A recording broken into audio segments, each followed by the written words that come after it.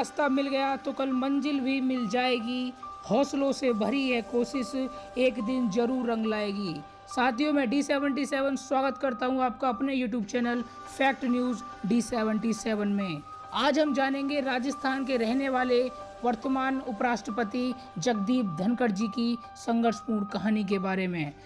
मित्रों, मैं आपकी जानकारी के लिए बता दूं कि राजस्थान ने राजनीति में वैसे तो कई बड़े नेता दिए हैं, जिनमें उच्च पदों में लोकसभा अध्यक्ष ओम बिरला जी तथा भूतपूर्व उपराष्ट्रपति भैरव सिंह शेखावत का नाम शुमार है।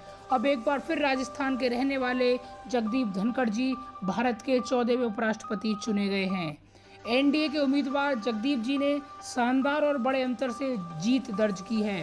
उपराष्ट्रपति पद के लिए 6 अगस्त को मतदान हुआ और इसी दिन मतगणना भी हुई। इसी दौरान 788 में से 725 वोट डाले गए, जिनमें एनडीए यानी जगदीप जी को 528 वोट मिले और विपक्ष के उम्मीदवार मार्गरेट अल्वा को 182 वोट मिले, जबकि 15 वोटों को अमान्य घोषित किया गया तथा जगदीप जी को भारी मतों से विजयी घोषित किया गया तथा उन्हें भारत का अगला उपराष्ट्रपति घोषित किया गया।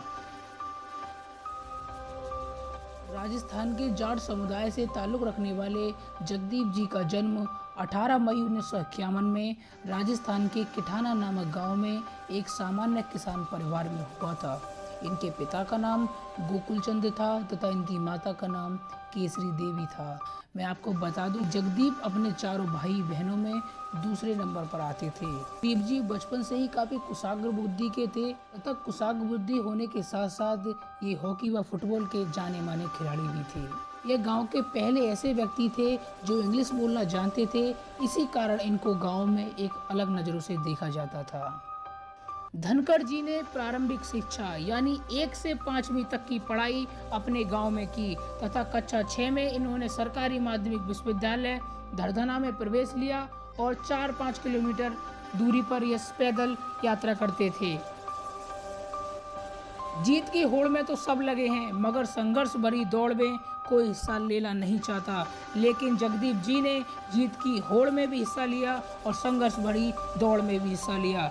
चित्तौड़गढ़ के सैनिक स्कूल में मेरिट के आधार पर इन्हें दाखिला दिया गया तथा वहां पर इन्होंने अपनी पूरी प्रतिभा को दिखाया तथा बाद में इन्होंने जयपुर के महाराजा कॉलेज से फिजिक्स में स्नातक की परीक्षा उत्तीर्ण की तथा इसके बाद उन्होंने वकालत की डिग्री हासिल की। जगदीप जी ने कौंसिल के रूप में वकील के तौर पर अपने जीवन की शुरुआत की। राजनीतिक करियर 30 वर्षों का है।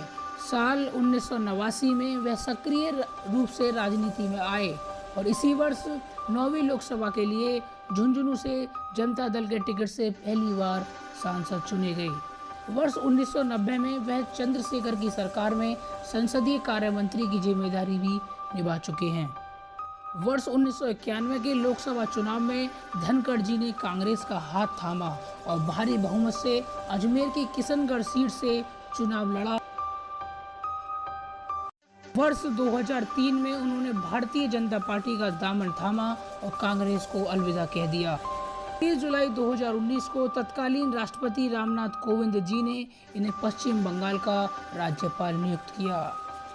जैसा कि हम जानते हैं कि लोकसभा के वर्तमान स्पीकर ओम बिरला लोकसभा की अध्यक्षता करते हैं, जो कि एक राजस्थानी हैं। तब भारत के 14वें उपराष्ट्रपति जगदीप धनखड़ भी एक राजस्थानी हैं, जो कि 11 अगस्त को शपथ लेकर राज्यसभा का कार्यभार संभालेंगे। अतः हम कह सकते हैं कि संसद के दोनों सदनों की अध्यक्षता 2 राजस्थानी व्यक्तियों के नेतृत्व में की जाएगी। साथ साथ मैं आपको बता दूं कि जगदीप धनखड़ भारत के ऐसे पहले उपराष्ट्रपति होंगे जो कि ओबीसी कैटेगरी से हैं। साथियों, थोड़ी जानकारी मैं आपको उपराष्ट्रपति पद की योग्यता के बारे में भी दे दूं। राष्ट्रपति के बाद यह देश का दूसरे सबसे बड़ा संवैधानिक पद है। इसके लिए उम्मीदवार का भारत का नागरिक होना बहुत जरूरी है। इसकी उम्र कम से कम 35 वर्ष होनी चाहिए। इसके अलावा वह राज्यसभा के लिए चुनाव लड़ने की योग्यता रखता हो। संसद के सदन के अध्यक्ष के रूप में उपराष्ट्रपति की जिम्मेदारी राज्यसभा का नेतृत्व करना भी है। हकीकत में किसान ही इस देश को चलाते हैं, वही खाने को अनाज देते हैं और वही चुनकर सरकार देते हैं। वीडियो को को लाइक करें, शेयर करें, चैनल को सब्सक्राइब जरूर करें। तो आज के लिए बस इतना ही, मिलते हैं अपनी अगली वीडियो में। जब तक के लिए जय जवान जय किसान।